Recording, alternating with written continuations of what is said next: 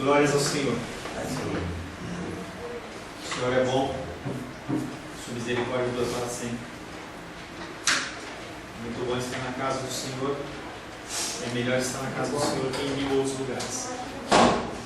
Pessoas não conseguem chegar, pessoas não querem, pessoas lutam com dificuldades, lutam com cansaço, lutam com a vontade. E aprove ao Senhor que estivéssemos aqui nesta noite. Estou contente que a titia conseguiu reunir forças para poder vir à casa do Senhor. E quantos estão perdidos por aí e não têm a possibilidade? Eu tenho acompanhado a família do Paulo. Quase um ano já, né, Paulo? Quase um ano já que a gente está caminhando junto. Além do tempo que a gente foi com o professor, e a gente vê a dificuldade que as pessoas têm de encontrar uma igreja que pregue a palavra. Tem uma família, algumas pessoas que eu acompanho de outras localidades também, e as pessoas elas estão carentes de encontrar um lugar em que eles possam congregar, ouvir a palavra de Deus. Não simplesmente ouvir, mas ouvir uma palavra que realmente proceda do altar do Senhor. Nós não somos melhores, eu não sou hipócrita ao ponto de achar que aqui é o lugar que tem a bênção, aqui é o lugar onde se prega a verdade. Não é isso, gente. Mas as pessoas elas têm pervertido o evangelho de tal maneira por aí, em que os verdadeiros adoradores, aqueles que realmente querem ouvir a palavra de Deus, eles se incomodam. Eles simplesmente não conseguem ouvir. Estava ministrando um rapaz essa semana e ele falou assim: eu não consigo mais ficar na minha igreja. Eu não consigo sentar e ver as pessoas falando de coisas que não estão na palavra de Deus.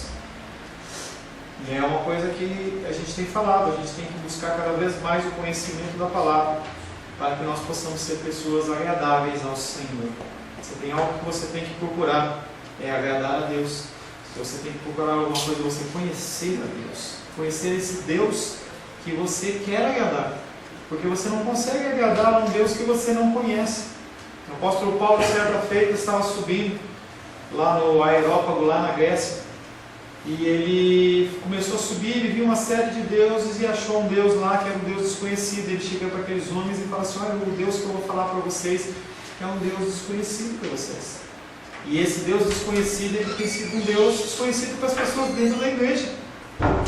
Porque temos o Deus do dinheiro, o Deus da prosperidade, o Deus de toda sorte ou espécie. Mas o Deus desconhecido, o Deus de Israel, o verdadeiro Deus, pouco tem sido falado e pouco tem sido pregado. Amém. Amém. Quero saudar os irmãos e as irmãs com a paz do nosso Senhor Jesus Cristo. Amém. Amém. Uma paz que excede todo entendimento. Uma paz que é necessária para que nós possamos viver neste mundo tenebroso. Uma paz que muitas pessoas não a entendem e a criticam. Mas é uma paz que é designada àqueles que são filhos e filhas do Senhor. Aqueles que são filhas e filhos do Senhor têm esta paz.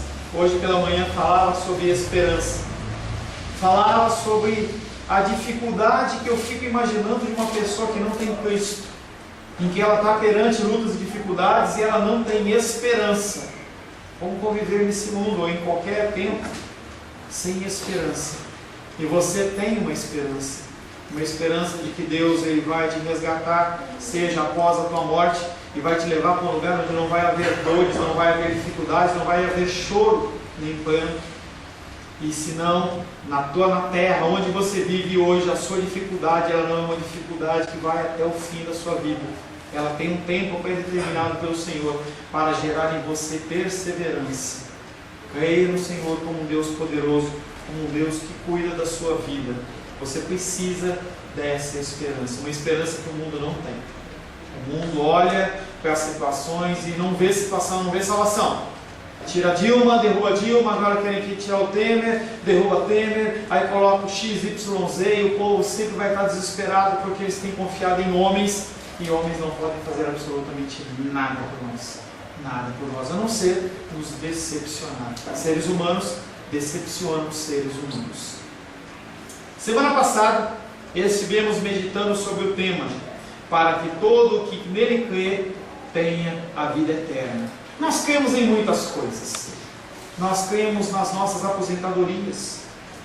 nós cremos em planos de saúde, nós confiamos, ou muitos confiam, que vão ter a solução financeira num jogo da Mega Sena. Está chegando no final do ano, vai ter a Mega Sena da virada, e as pessoas elas colocam toda a sua esperança em 6 números que elas vão jogar, e aquilo vai mudar as suas vidas. Pessoas creem em pessoas. Muitas vezes as pessoas casam e acham que os seus cônjuges são uma escolha perfeita, e como nos contos da Disney, vai ser algo de felicidade eterna, e a gente sabe que não é assim. A vida de casado é uma vida difícil, porque são pessoas convivendo com pessoas. Mas a crença mais preciosa, ela é aquela que nos leva à vida eterna, a crença em Jesus. O primeiro versículo que ficou da semana passada foi João capítulo 6, verso 47 e 48. Em verdade vos digo. Toda vez que você vê na palavra uma repetição como essa, em verdade vos digo, amém, amém, para prestar atenção, porque alguém está dando ênfase em alguma coisa. É como se colocasse em negrito e fala assim para você: presta atenção. Em verdade vos digo, quem crê tem a vida eterna. Eu sou o pão da vida. Jesus veio para cumprir os desígnios do Pai, e entre eles salvar a minha vida e a sua vida. O culto humanista, ele coloca o homem no centro de todas as coisas, e o homem não está no centro de nada. O homem é uma criatura criada por Deus, mas apenas uma criatura. Jesus Cristo ele não veio para te salvar exclusivamente, ele veio para cumprir os desígnios do Pai, e eu e você fomos salvos também dentro dos desígnios, mas não é o desígnio principal. Que possamos diminuir a nossa preocupação com as coisas do mundo, como comida e vestuário. Você não é um ser natural, você é um ser sobrenatural, você foi escolhido pelo Senhor. Nós temos que ter a nossa preocupação sim, no sentido de responsabilidade humana, mas nós não podemos nos desesperar. Nós temos que crer que Deus está no controle de todas as coisas, e aos filhos ele promete o sustento através do alimento, através do vestuário, todas as nossas necessidades. Que nós possamos diminuir essa preocupação, e nós possamos, como Maria, irmã de Marta, sermos reconhecidos como quem escolheu a melhor parte, que é sentar aos pés de Jesus e o ouvir. Se você despendesse mais tempo em comunhão com o Senhor, se nós despendêssemos mais tempo em comunhão com o Senhor, em detrimento das coisas que são do dia a dia, eu tenho certeza que você teria uma vida mais tranquila e mais em paz. Mas quando nós olhamos as situações da vida, nós queremos resolver pelas nossas próprias forças, e eu confesso a você que isso é desastroso. A palavra de hoje tem como título: o pão que dá a vida é o corpo de Cristo. Nós precisamos comer pão com manteiga, pão com presunto, pão com mortadela, o que você quiser, mas esse pão é um pão temporal. Nós precisamos verdadeiramente do pão da vida. Nem só de pão viverá o homem, mas de toda a palavra que procede da boca de Deus. Quero convidar você a abrir a palavra de Deus no Evangelho de João, capítulo 6. Evangelho de João, capítulo 6. Nós vamos ler do verso 47 em diante. Estamos bem avançados no capítulo 6. Creio que mais alguns cursos a gente estará entrando no capítulo 7 de João. Evangelho de João, capítulo 6, verso 47 em diante. Assim diz a palavra de Deus: em verdade vos digo, quem crê em mim tem a vida eterna. Eu sou o pão da vida. Vossos pais comeram o maná do deserto e morreram. Este é o pão que desce do céu, para que todo o que dele comer não pereça. Eu sou o pão vivo que desceu do céu. Se alguém dele comer, viverá eternamente. E o pão que eu darei pela vida do mundo é a minha carne. Disputavam, pois, os judeus entre si, dizendo: como pode esse dar-nos a carne, a comer a sua própria carne? Respondeu-lhe Jesus: em verdade vos digo, se não comerdes da carne do Filho do Homem, e não beberdes o seu sangue, não tendes vida em vós mesmos. Quem comer a minha carne e beber o meu sangue, tem a vida eterna e eu ressuscitarei no último dia. Palavra do Senhor, amém? Senhor, mais uma vez nós lemos a Tua palavra que é viva, que é eficaz, a Tua palavra que nos transforma, a Tua palavra que nos dá vida. A Tua palavra, Pai querido, que ela é eterna, que é imutável. A Tua palavra, Pai querido, que nos guia e que nos direciona. Estamos aqui nessa noite reunidos para ouvir um recado santo, vindo diretamente do Teu altar, Pai. Clamamos a Ti, Pai querido, que o nosso espírito seja um espírito, Pai querido, aberto ao conhecimento, aberto ao entendimento. Que nós possamos estar dispostos, Pai querido, através do Teu Espírito Santo, a mudar os nossos conceitos, a mudar, Pai querido, os nossos entendimentos, as nossas pré-definições, Pai, para nós podermos nos alinhar à Tua vontade e ao Teu querer.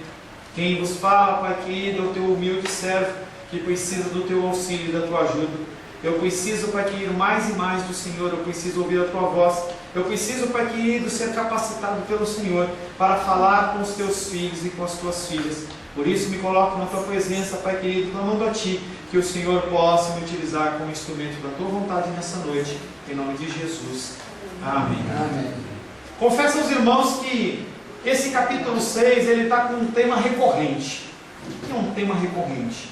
Você fala e Jesus Cristo ele vem e fala de novo, e Jesus Cristo fala de novo, e nessa noite ele vai falar de novo. Eu estou tendo alguma dificuldade com o tema, com o título da palavra, porque basicamente o tema é o mesmo. Por que será que Jesus Cristo, dentro do Evangelho de João, capítulo 6, ele repete tanto essa informação sobre o pão da vida?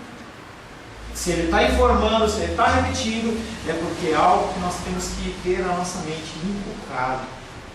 E eu novamente vou trazer a mesma mensagem. Se você lembra da semana passada, se você lembra da semana retrasada, o cerne da mensagem é o mesmo. É Jesus Cristo se apresentando aos homens como o pão da vida, como aquele que é o intermediário, como aquele ao qual nós somos necessitados dele para chegar ao Pai. O Senhor ele fala de diversas maneiras, mas ele dá o mesmo recado. Certa vez eu ouvi uma ministração em que o pastor ele passou 2 meses pregando a mesma palavra, o mesmo texto, as mesmas ilustrações, e as pessoas ficavam olhando para aquele pastor e perguntavam para ele, conhece a história, Naldinho? Perguntavam para ele, pastor, o senhor não tem outra coisa para pregar? E o pastor com muita calma olhou para eles e falou assim, eu tenho. Mas enquanto vocês não aprenderem isso, eu tenho que continuar falando. Jesus Cristo, ele continua nos falando que ele é o pão da vida. Primeiro versículo que nós vamos estar ministrando, João capítulo 6, verso 49 e 50. Vossos pais comeram o maná no deserto e morreram. Vossos pais, não nossos pais. Este é o pão que desce do céu, para que todo que dele comer não morra.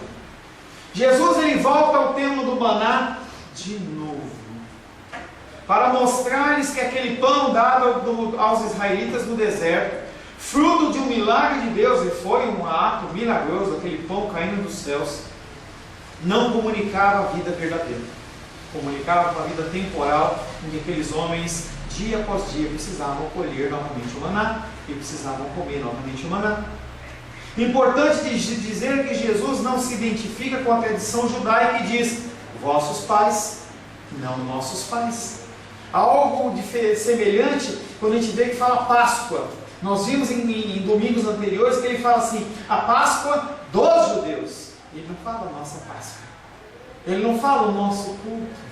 Porque o Senhor Jesus, ele olha para aquele culto, ele olha para esses homens que eles estão colocando como símbolos e fala assim, esses homens, eles comeram do maná no deserto e morreram, eles não são referência. Nós como cristãos, nós não temos referência. É triste você dizer isso. Quando nós olhamos os ícones evangélicos dentro do Brasil e dentro do mundo, nós temos uma certa dificuldade. Morreu sexta-feira, quinta-feira, por seu chat. Um homem que foi um ícone, entendeu, dentro do cristianismo, de seriedade, não era um homem que pulava, que dançava, mas era um homem sóbrio nas suas palavras. Mais um que morreu. E os homens cristãos que são referência, eles estão ficando cada vez mais escassos. E aí a gente olha na mídia, as pessoas que aparecem não são referência para a gente. Porque são pessoas que falam uma coisa e vivem outra. Pregam coisas que não estão na palavra e é uma confusão tremenda. Nós não temos referências. Pessoas como Billy Graham, um grande evangelista, uma pessoa que está perdida aí no tempo e nem se ouve mais falar dele, nem sei se ele está vivo ainda, creio que esteja, não sei. Nós não temos exemplos, nós não temos quem seguir. Hoje a Cláudia postou no grupo algo com relação a isso, que nós temos que olhar para os homens de Deus, que são realmente de Deus, e nós temos que segui-los. Nós temos que nos espelhar até o ponto em que eles estão dentro da palavra. Homens, seres humanos, eles são falhos. Eu sou falho. Você é falho. Com certeza, em algum momento eu vou decepcionar você. Mas se você tiver com a tua fé firmada no Senhor, você não vai se abalar. Pessoas se abalam. Não é do meu tempo, mas leia a história. Você vê a história de James Swaggart, que tinha um ministério enorme, grande. E quando ele cai, as pessoas ficam perdidas. As pessoas olham e reputam tudo que foi falado por aquele homem que era de Deus, as coisas que foram faladas de Deus através dele, não descartam, eu não quero mais saber. Pessoas se afastam do Evangelho, se afastam da igreja. As pessoas com grande frequência se afastam da igreja devido às pessoas. Não faça isso, firme-se no Senhor. Cuide de fazer as coisas que Jesus reconhece e fazer parte do seu povo. Ainda dentro daquele exemplo que o Paulo leu, nós temos que fazer as coisas para agradar ao Senhor. Nós somos chamados para glorificar a Deus. Se você não conhecer as coisas que o Senhor anseia e espera de você, você vai trabalhar em vão. É como aquela pessoa que cava num dia de chuva e ela tira a terra, mas a terra ela vai escorrendo para dentro do buraco, porque você está fazendo coisas segundo a tua força, segundo a tua vontade. E eu tenho falado bastante sobre a igreja de hoje. Eu não estou falando isso para que você olhe para a igreja e fale assim, olha, a minha igreja é santa e a igreja de lá não é. Eu estou falando que eu quero que você desenvolva um espírito crítico, inclusive aqui. Você tem que entender que as coisas que são concernentes ao reino de Deus, elas são muito especiais, são muito limpas, puras e santas. E você tem que viver nesse intuito, dessa busca contínua, dessa santidade. É o que nós cantamos. Santidade é o teu ato de adoração. Mais do que você cantar. Nós temos um tempo de louvor aqui, em que Gabi e o Serginho estão fazendo perfeito. Eu falei para a Gabi, seleciona os textos bíblicos. Ela selecionou perfeitamente. Lindo, Gabi, perfeito. Isso mesmo, tá? Mas o nosso ato de adoração maior é muito maior do que a gente cantar aqui na igreja um dia, um domingo, ou um domingo por semana, 10 minutos, 15 minutos, 20 minutos. A nossa adoração é a nossa santificação. É o procedimento seu, a sua mudança diária, em detrimento da palavra. É isso que é a adoração ao Senhor. A salvação que Jesus traz, ela não é destinada a apenas um só povo. Primeiro versículo, segundo versículo, João 3,16.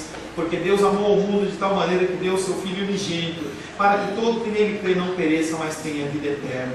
Jesus, ele veio para os judeus, ele veio para os gregos, veio para os romanos, ele veio para os escravos e não escravos, ele veio para mim, ele veio para você. Jesus se desprende das suas origens. Eles mencionaram o seu pai e a sua mãe, nós já vimos em João 6,42, e diziam, não é esse Jesus o filho de José? Nós não conhecemos o seu pai e a sua mãe? Como, pois, agora ele diz que eu desci do céu? Jesus Cristo, ele não está preocupado com essa raiz sanguínea, ele está preocupado com a ligação com o Pai. E todos aqueles que se firmam a Ele, que andam com Ele, são o povo verdadeiro dele. Não necessariamente pessoas que andam com cruz no peito, ou que andam com a Bíblia debaixo do braço, ou que declaram versículos. Essa semana eu estava lá no metrô, e aí uma pessoa estava pregando o Evangelho. Confesso que eu fiquei incomodado, porque aquele homem gritava, em certo momento lá da pregação dele, ele olhou assim e falou, olha, eu lavo as minhas mãos, se você quiser para o inferno, você que vá. E eu falei assim, gente, como é que o cara quer atrair uma pessoa por amor, com esse jeito? E aquela voz estrelada, 9 horas da manhã, A gente tem que pregar o Evangelho a todo tempo, mas tem que ter sabedoria. Desculpa que eu estou atrapalhando o seu sono aí, mas eu tenho que falar, e você tem mais é que ouvir. E eu fiquei olhando aquilo, eu falei, eu estava lendo, até parei de ler, eu falei, não é possível que o cara está fazendo isso. E ele acha realmente que ele está pegando o Evangelho. E eu entendo que há momentos em que você tem que ser mais duro e outras vezes não. Mas aquele proceder dele é um proceder que ele deve fazer todo dia. De repente ele pega o mesmo metrô, o mesmo vagão. E as pessoas elas ouvem aquela palavra com violência, com dureza, sem nenhum tipo de amor. Estava ouvindo um testemunho esses dias de uma pessoa que estava falando assim que o filho da pessoa está afastado dos caminhos do Senhor. Porque ele viu na igreja um estado similar. Tinha reunião de jovens, aí depois as jovens iam, um grupo ia para o motel, o outro ia para a balada, o outro ia para a boate, e ele falou assim, para ficar aqui, eu vou viver minha vida. Nós temos que ser cristãos que trazemos a luz, o amor. Jesus Cristo atraía as pessoas pelo amor. Todo mundo queria ficar perto de Jesus. E ele tinha um discurso duro, mas ele trazia amor. As pessoas têm que sentir o cheiro. É como um perfume. Não exagerado, porque senão não é desperdido. Mas um perfume bem colocado, de qualidade, você sente agradável no ambiente. Aquele cheiro gostoso. E nós temos que ter esse tipo de perfume para atrair as pessoas. Não aquela palavra dura que sai dando pancada em todo mundo. O cara, eu vou me esconder daqui, eu vou sair desse vagão. Mateus capítulo 12, verso 50. Porque qualquer um que fizer a vontade do meu Pai Celeste, esse é o meu irmão, irmã e mãe. Você tem feito a vontade de Deus? Você tem feito a vontade do Pai Celeste? Eu tenho me questionado demais esses dias eu tenho sido agradável ao Senhor? E isso independe. A Luísa que está aqui, que é a mais nova, para o irmão Cláudio, que é o mais idoso, nós temos que todos fazer a vontade do Senhor independente. Porque nós somos chamados para fazer a vontade dele a todo tempo. Se nós estamos vivos é porque há algo ainda para ser concretizado. Quando não houver mais nada a ser concretizado, nem reza forte, nem vela preta vai manter o cara vivo. O cara vai morrer, a pessoa vai morrer. Mas tem que ter cumprido os desígnios do Senhor. Jesus recorda daqueles judeus que os pais deles, apesar de terem comido do maná, eles morreram. Sua morte não foi somente morte física, mas uma privação da herança, uma privação da terra prometida, uma terra de repouso. O esforço físico deles para fazer a vontade de Deus não foi suficiente. E aqueles homens, eles tiveram uma série de dificuldades e acabaram morrendo no deserto. Josué capítulo 5, verso 6 diz: porque 40 anos andaram os filhos de Israel pelo deserto, até se acabar toda a gente dos homens de guerra que saíram do Egito, que não obedeceram à voz do Senhor, aos quais o Senhor tinha jurado que eles não deixaria, não havia de deixar ver a terra que o Senhor, sob juramento, prometeu dar aos seus pais, terra que mana leite e mel. O problema de ontem, o problema de hoje, não obedeceram à voz do Senhor. O motivo da morte que os privou para sempre da terra que manava leite e mel foi não obedecer à voz do Senhor, não escutar a voz do Senhor. Nós temos que adestrar os nossos ouvidos a ouvir a voz do Senhor. Com o antigo maná, a geração que saíra da escravidão não conseguiu chegar ao seu objetivo. Que tristeza! Que tristeza!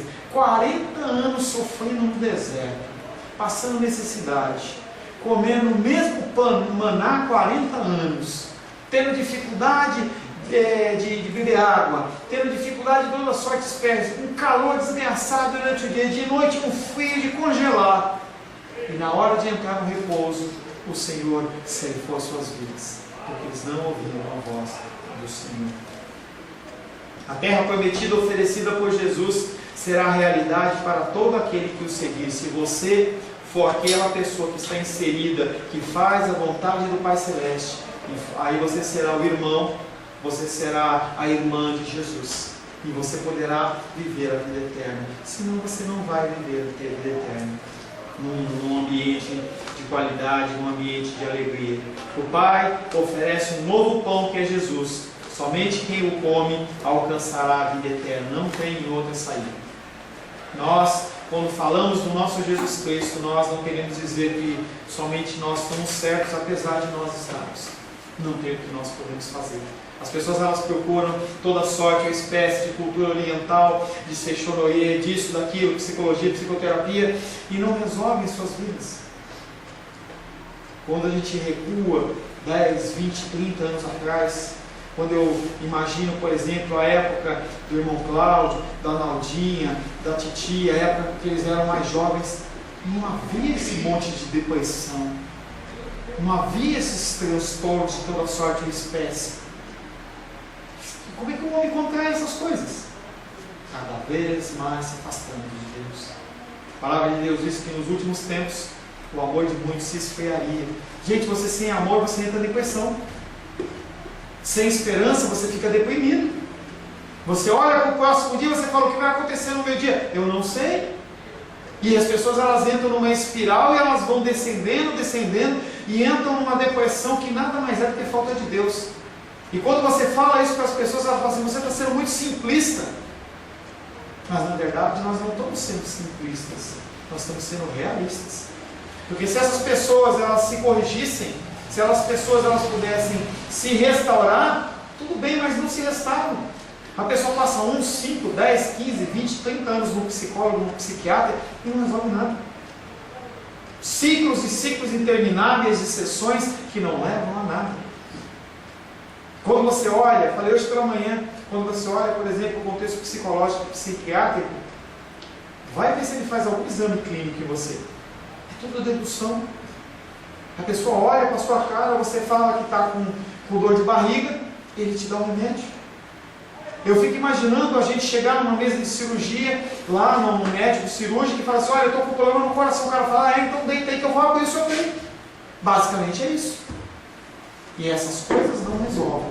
E nós continuamos tristes, deprimidos, sem razão para viver. João capítulo 6, verso 51. Não, desculpe. A comunidade humana que Jesus funda, porém, terá êxito. Pela aceitação dele, seus membros gozarão de vida que não se pode destruir. Aquele povo do deserto confiou em Deus de um jeito que eles queriam, quiseram servir Deus da maneira deles e eles quebraram a cara.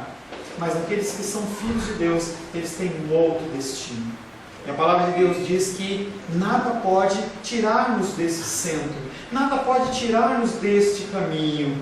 Romanos capítulo 8, verso 38 e 39 diz: porque eu estou bem certo, apóstolo Paulo escrevendo para a igreja de Roma, porque eu estou bem certo que nem a morte, nem a vida, nem os anjos, nem os principados, nem as coisas do presente, nem do porvir, nem os poderes, nem a altura, nem a profundidade, nem qualquer outra criatura poderá separar-nos do amor de Deus que está em Cristo Jesus nosso Senhor.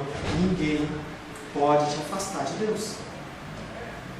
Todo aquele que o Pai entregar a Jesus, de maneira nenhuma ele lança fora. E você está firme no cristianismo simplesmente porque o Senhor te sustenta.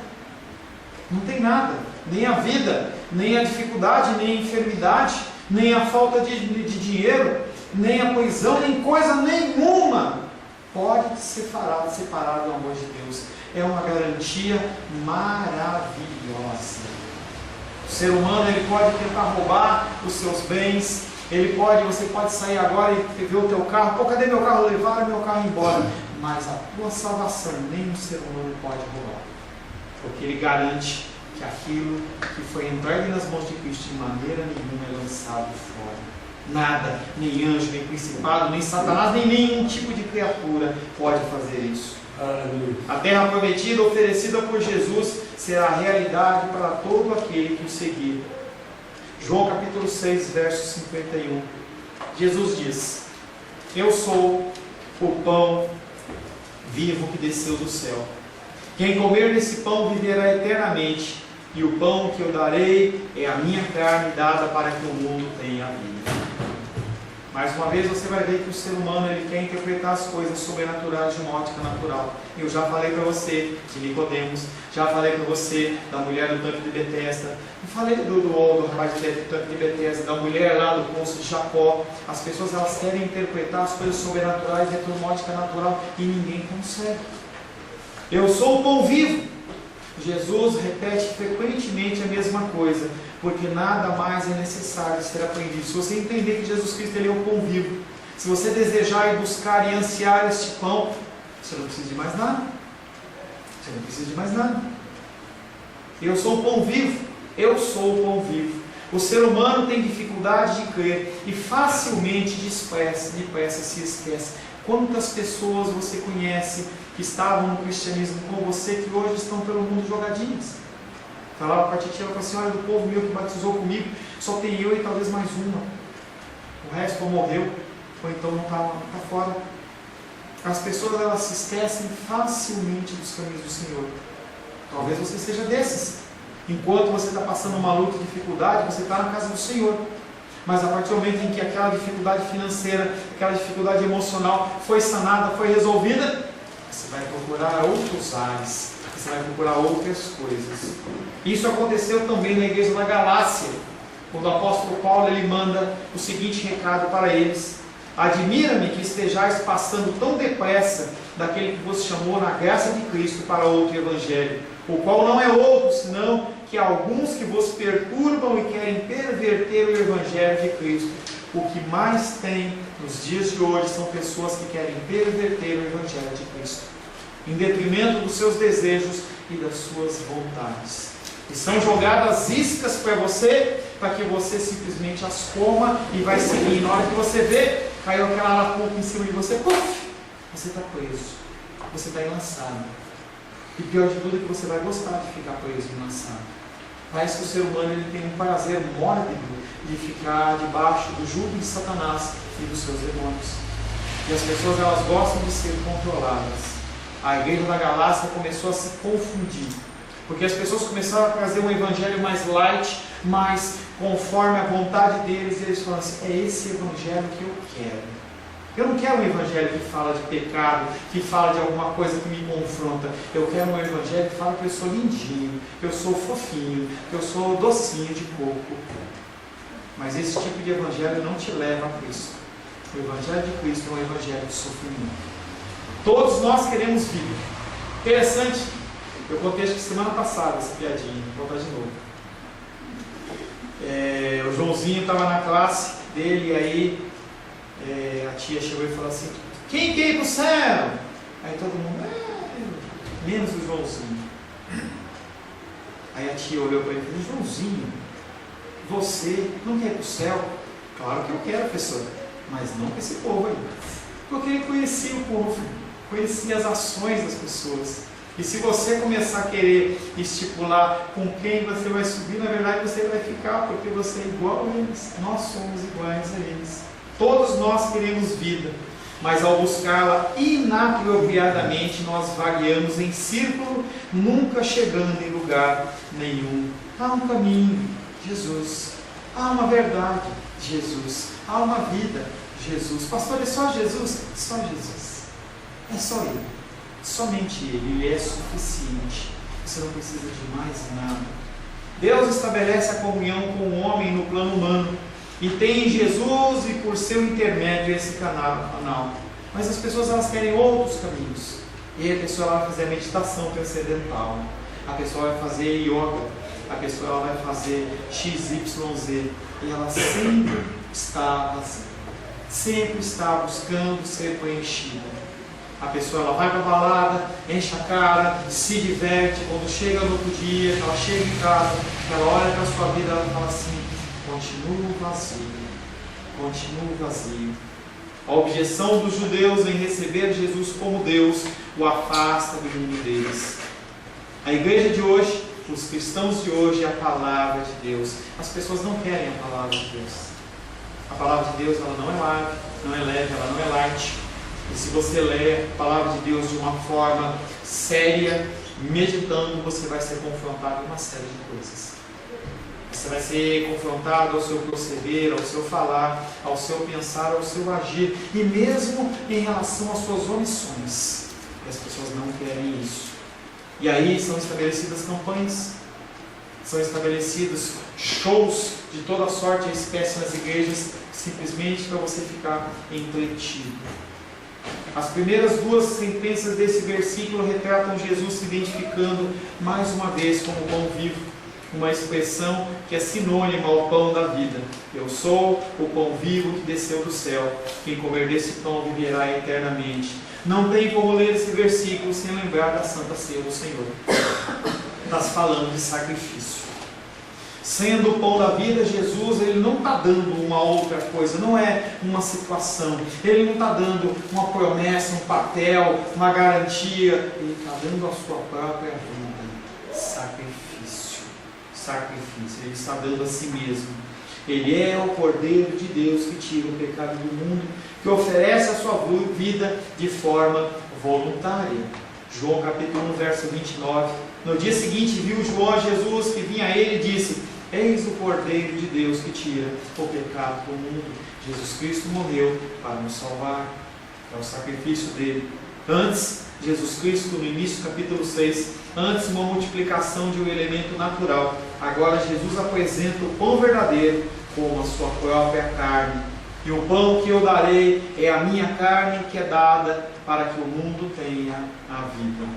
João capítulo 6, verso 52 é o nosso último versículo de hoje.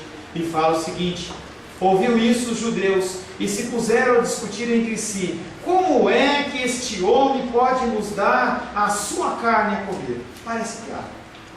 Quando você lê esse texto, parece que é uma comédia, alguma coisa que eles estão fazendo uma graça.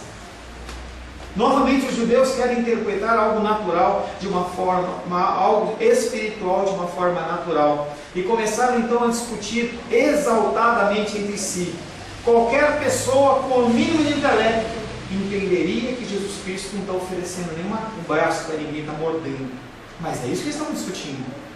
Eles estavam pensando: como é que Jesus vai pegar e tirar um filé dele para a gente comer?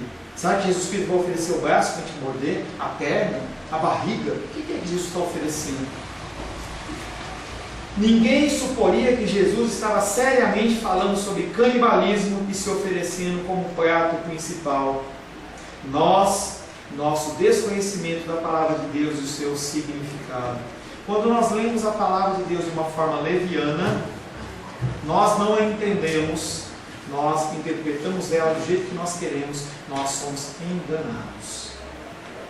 Sebastião fez hoje a OAB, estamos orando para que ele seja aprovado. Paulão também conhece de leis. E aí as leis, elas não podem ser interpretadas como nós queremos. Nós temos que interpretar a lei como os juristas assim criaram, para que se haja um padrão e algum tipo de regulamento. E a palavra de Deus, ela é uma legislação para nós cristãos que nós temos que entender o que está sendo falado. Por isso que a nossa leitura bíblica, ela não tem que ser necessariamente uma leitura que você lê 10 capítulos. Leia um capítulo. Leia um trecho da palavra. Busque entender, extrair aquilo que está sendo ensinado. Porque você dizer que você leu 1, 5, 10, 50 vezes a Bíblia não me diz nada.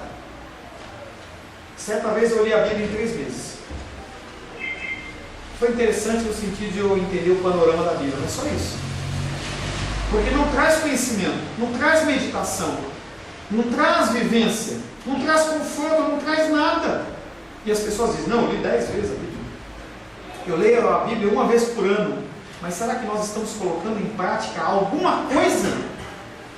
Será que se tirarmos uma foto, se houvesse essa possibilidade de tirar uma foto do teu proceder cristão de 2015 e comparar com 2016, você avançou? Você recuou ou você está parado? Eu a mesma coisa. Isso é o cérebro cristão. É nós estarmos analisando o nosso crescimento. Eu não posso dizer se você cresceu ou não. Eu vejo você dando alguns frutos. Eu vejo algum tipo de manifestação cristã. Mas quem conhece realmente o proceder cristão nas suas vidas é Deus. E você tem que se apresentar a Ele, para que Ele possa falar contigo. Mas se essa linguagem que Jesus estava dizendo de oferecer a carne era algo figurativo, o que Ele queria dizer? Os judeus não entendem a sua linguagem e a menção da carne os desorientou, tirando-lhes ao mesmo tempo a segurança. Enquanto Jesus se manteve na metáfora do pão, queriam compreender, podiam interpretar que ele se apresentava como um mestre de sabedoria enviado por Deus, até como o próprio Deus. Mas Jesus quis dizer precisamente que este pão é a sua própria realidade e não uma doutrina. Essa carne de Cristo, ela é a carne dele, porque é a palavra. E dentro do primeiro século, dentro da igreja primitiva, muitos cristãos foram mortos por esse entendimento. Quando se tinha a Santa Ceia, que era algo fechado, em que as pessoas falavam assim: comei do meu corpo, bebei do meu sangue, e as pessoas pensavam assim: olha, estão matando alguém lá dentro. É história isso, gente. Os romanos, eles entravam nos lugares e falavam assim: vocês são assassinos, vocês comem bebês. E prendiam e matavam as pessoas, simplesmente porque eles não entendiam. Comer do pão é comer da carne, beber do vinho é beber do sangue do Senhor. Eles já não entendem o que possa significar comer a sua carne. Buscam explicações, mas não a encontram, porque dentro do meio natural você não vai encontrar. Para os leitores de João, porém, o significado é claro. O autor fala desde a perspectiva de sua comunidade, tendo presente a celebração e o significado da Eucaristia ou da Santa Ceia do Senhor. Somos chamados a, como Jesus, nos despojar das nossas vontades e desejos. Aí vem a coisa. Não é só você comer a carne de Cristo. Não é só você vir aqui na Santa Ceia, comer o pãozinho, levantar para o céu, levantar o teu cálizinho, o irmão Cláudio ora, o Sebastião ora, e você naquele momento de comunhão, você comer. Não é só isso. Você tem que estar pronto a dar a sua carne para outras pessoas. Morrer em detrimento para outras pessoas. É o que nós temos visto nos pacificadores. É o que eu temos visto no bem-aventurados humildes, os mansos. Você se despoja da sua vontade e olha para o outro como alguém carente, como alguém que precisa do teu sacrifício. Por isso que a morte do velho homem é a morte da minha vontade, da sua vontade. E você olha para a sua vontade, para o seu desejo, para o seu querer, e você fala assim: não, eu não vou fazer o que eu quero, mas eu vou fazer o que o outro precisa, o que Deus quer. As pessoas, elas estão gemendo aí fora. Esse bar cheio de gente gemendo. No teu lugar onde você trabalha também. No lugar onde você estuda, aonde você passa, as pessoas estão gemendo, sorrindo, com o coração amargurado, com o coração entristecido, aguardando alguém pronto a se entregar como Jesus Cristo se entregou. O bom é que você não precisa ter um sacrifício físico de você ir para uma cruz, mas você tem que matar a sua vontade, você tem que matar o seu desejo, você tem que olhar para as pessoas como pessoas que ainda não conhecem a Cristo e que precisam que você se apresente para Ele. Não falando que ele vai para o inferno, não falando que eu lavo as minhas mãos, não falando que você é desgraçado, tá? Mas falando que a pessoa, ela precisa ser transformada para ser encontrada como um filho amado que o Senhor tem prazer. E mostra o caminho com muita paciência. 1 Pedro diz que nós temos que estar sempre prontos a dar razão da nossa fé àqueles que nos perguntam: por que você é cristão? Por que você está satisfeito? Por que você é feliz? Por que você suporta? E você tem que falar. Qual é o motivo? Qual que é a razão?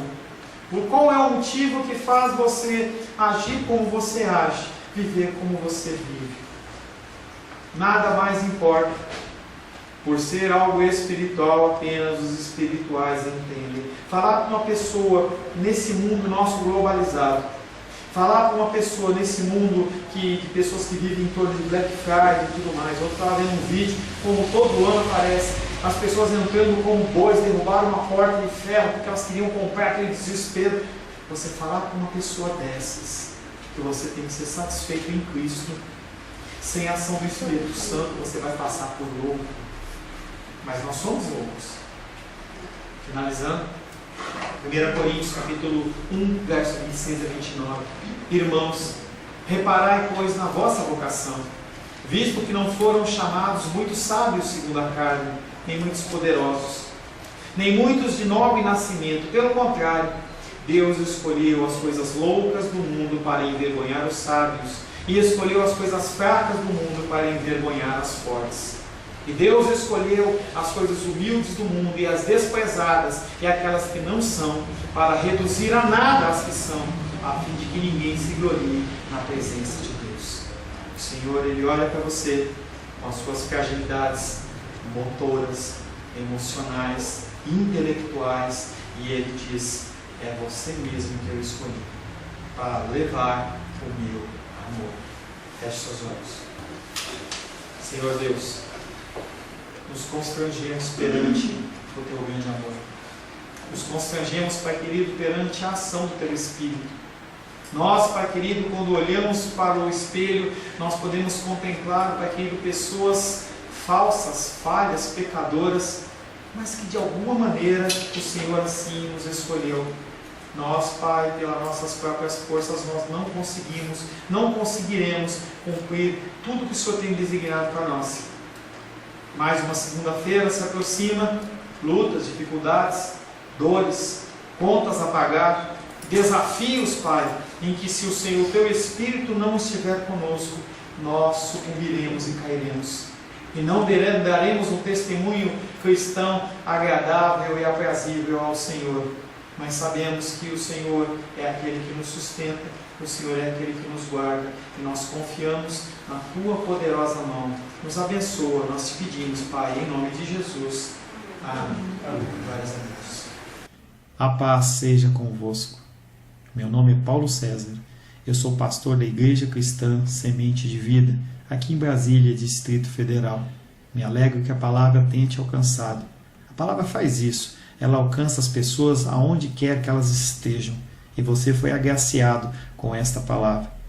Não que eu tenha nada especial a te dizer. A palavra ela é suficiente e ela usa quem ela quer. E eu me alegro por ter sido um canal para poder te abençoar. Mas eu quero te dizer que não basta você ser um ouvinte. Não basta ser uma pessoa que se alegra quando você ouve a palavra de Deus. A vida, ela é feita de decisões. Se você está ouvindo esta palavra hoje, eu creio que o Espírito Santo tem um propósito especial com você. Muito mais do que prosperidade, muito mais do que uma cura física, uma cura emocional ou espiritual, Ele quer te alcançar para a vida eterna. Nós investimos nosso tempo, nós investimos as nossas forças em coisas terrenas, mas o Senhor ele tem muito mais a oferecer. Ele tem sim para você a cura, Ele tem sim para você a prosperidade, mas Ele tem muito mais que isso. Submeta-se a um Deus que Ele é capaz de mudar e transformar a sua vida por completo. Creio que o Espírito Santo ele é capaz de tocar o teu coração.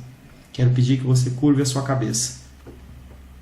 Senhor, em nome de Jesus, coloco na Tua presença essa vida que ouve esta ministração, que ouve esta palavra.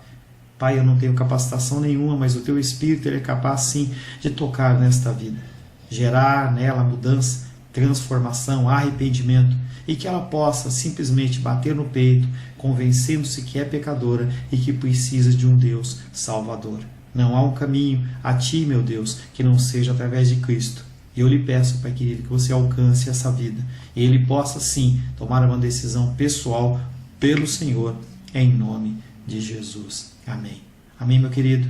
Amém, minha querida. Fico contente que você esteja ouvindo essa ministração até o fim e peço que você não se limite a ouvir os cultos pela internet. Você procure perto da sua casa uma igreja, um lugar que proclame a palavra do Senhor. Eu oro para que o Espírito Santo te direcione nessa busca, porque muita coisa tem sido oferecida que não é o Evangelho.